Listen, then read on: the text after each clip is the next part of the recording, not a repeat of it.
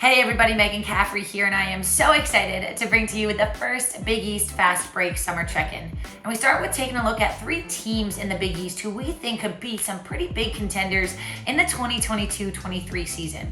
And we start with Uconn. The Huskies are coming off of a trip to the NCAA championship game and looking to defend their title as Big East Women's Champions. And they are looking to do so without Paige Bueckers, who will miss the entire season.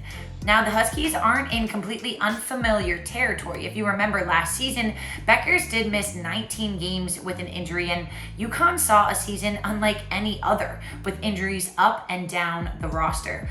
But the challenge comes in, Bueckers now has to get replaced on top of Uconn already having to fill the shoes of 3 WNBA draft picks in Olivia Nelson-Ododa, Kristen Williams, and Avina Westbrook.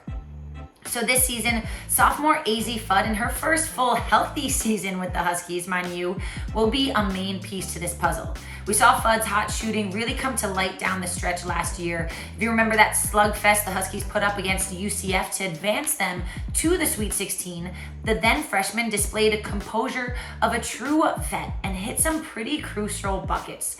So if anything, I think you talk to anyone in the Uconn locker room and they'll tell you last season prepared them for any challenges that they might face this year. Let's take a turn to Villanova, where senior forward Maddie Siegrist is having herself quite the summer, representing USA basketball on the 3-on-3 U23 Nations League team.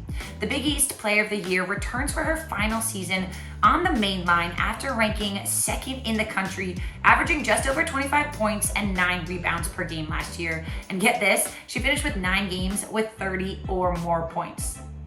So we know Siegrist is a constant. The question is, who will help her offensively, as the Wildcats are a pretty young team this season, with Siegrist being one of just 5 upperclassmen. So it'll be interesting to see what the underclassmen bring onto this roster.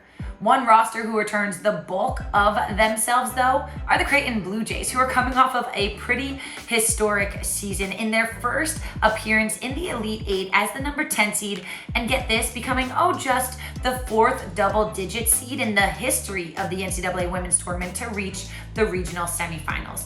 Now, they return all 3 of their top scorers who averaged in double figures last year in Emma Ronsick, Lauren Jensen, and Morgan Molly. So this unit having another year together under their belts is going to be pretty fun to watch. So it's the Huskies, the Wildcats, and the Jays all looking to make a run for it. With more and all of the latest in Big East women's hoops, I'm Megan Caffrey.